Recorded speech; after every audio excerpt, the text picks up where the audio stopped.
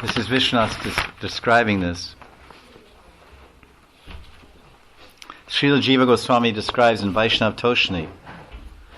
In the Bhagavad Gita, it is said, Brahma Bhuta Prasanatma Nasochati Nakankshati Samasraveshu Bhuteshu Mad Bhaktim Lavate Param.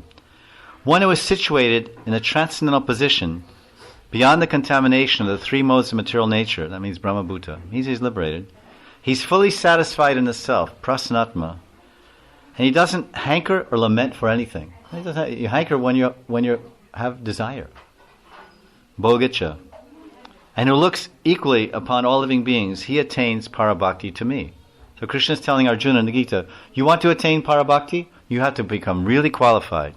You have to apply all your gyan and all your tapasya and all your tapabalam. You have to control all your urges and get free from all these things. Then you can get. Now, what does Jiva Goswami explain? In the Gita verse, Krishna says that one attains Parabhakti only after the disappearance of the diseases of the heart. This is what many people are preaching in ISKCON. They say, oh, first the Nartanivriti, then you can read about Krishna's pastimes. And they'll quote this verse. But they said only half the hen, only half the, the front, that's not the full picture. But in the Srimad Bhagavatam verse, 10:33-39, it's said by Shukadeva Goswami that Parabhakti, who's one of the Mahajans also, Jodhasa Mahajans, Bali Vayasaki, that one attains Parabhakti even before the departure of lust, anger, and greed. Because he's saying, Rid Rogam Kaman. Rid Rogam Kaman. Your heart is full of lust, Kama. But you'll get Parabhakti first and then this lust will go.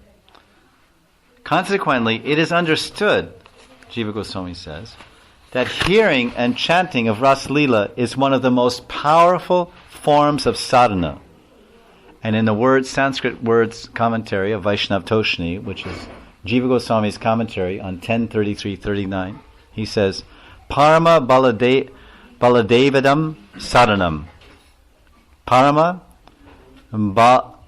Balava, this is Balava, should be Balavevadam Sadhanam. Baladev, right? Power. Parama, this is the topmost powerful form of sadhana.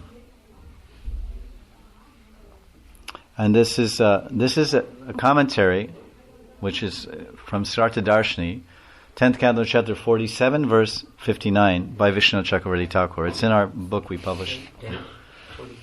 47:59.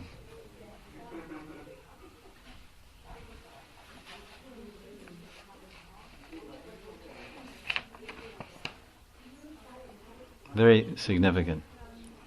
There it is, he's saying, there he's referring to this verse, in this 10th chapter. This is Brahmar Gita, Radharani speaking to the bumblebee, Chitra Jalpa, and all these different types of Divyanmad, Madanakya Mahabhav. There it is stated that bhakti is the only cause, bhakti, devotion, is the only cause of superior qualities being found in any individual. If someone has devotion, real devotion for Krishna, all good qualities will come. This is the only cause.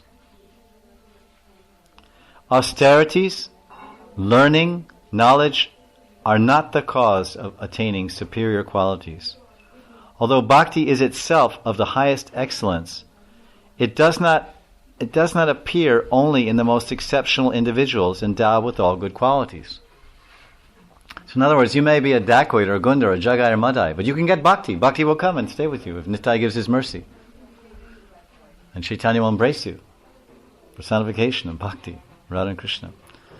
So it's not, you have to be so qualified, you have to come to sattva and all these things. No, bhakti is independent. She can graze like the police, like the home minister. He can go in anybody's house.